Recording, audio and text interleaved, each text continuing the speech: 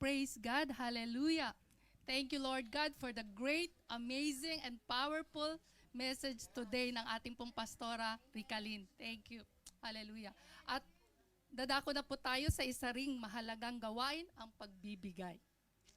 And my verse for today, our verse for today, sa Mateo 6:33 po.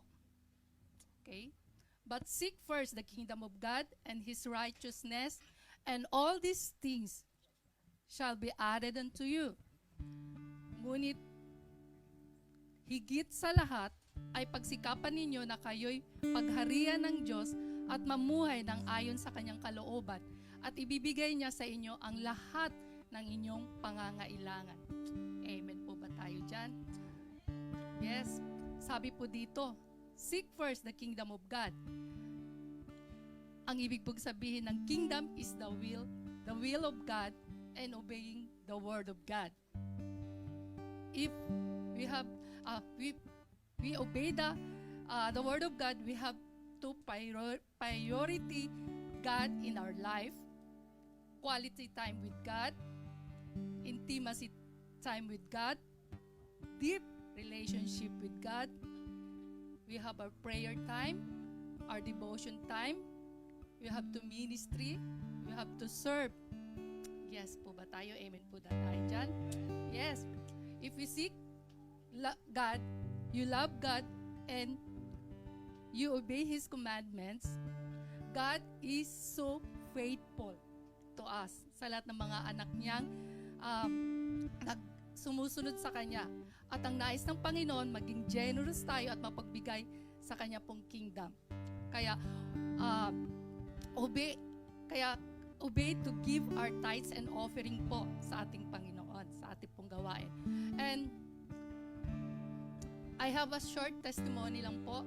Iaano ko po itong opportunity na to na to share my testimony.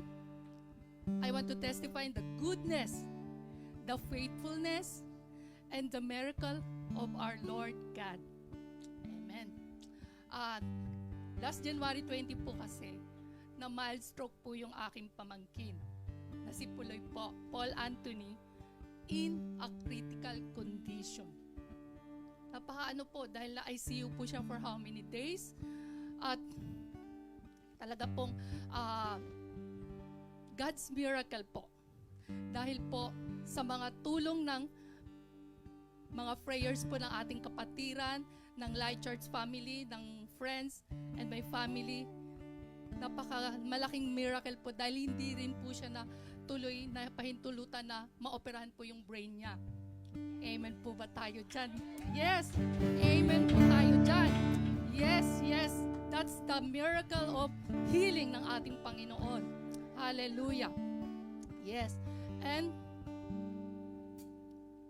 then po, last Thursday po, February 15, ng gabi po, nakalabas na po sa hospital ang aking pamangkin. Amen! Na-discharge na po sila. And the big miracle po ng ating Panginoon, He provides all the bills po. Alam po natin lahat tayo, pag na-hospital sa Pilipinas, napakaliking halaga po. 500,000 po yung bill namin.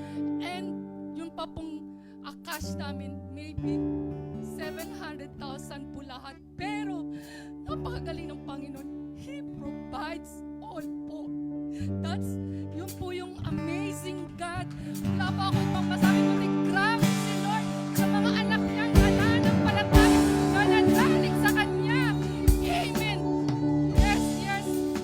Amen. Grabe po si ang Lord sa atin. Ganun po ka-faithful yung ating Panginoon. Po nung kanta kanina, so great, so amazing God. Hallelujah. And encourage po mga anak, mga kapatid, na let's give our tithes and offering and serve the God. Yun lang po. Amen. Hallelujah. Yes, Lord God. Hallelujah, Lord God. Maraming salamat po sa oras na to, Lord God. Thank you po sa amazing, sa pinagkaloob niyo po sa amin, Lord God, sa offering na to, Lord, sa kaloob na to, Panginoon, Lord God, patuloy naming nilalapit, Panginoon, Lord God, na i-bless niyo po ang aming mga workplace, O Lord, para po kami makapagbigay pa po sa inyo, Lord God, ng maging generous kami sa pagbibigay ng aming tithes and offering, O Lord God, at patuloy, Lord, sa hahawak ng offertory na to, Lord God, ay ingatan niyo po, Panginoon, Lord God. I-bless niyo po, Panginoon, para po magamit sa inyong kingdom, O Lord God. Hallelujah. At maraming salamat po sa araw na to. We give you all back the glory, praise, and honor in thanksgiving in Jesus Christ's name.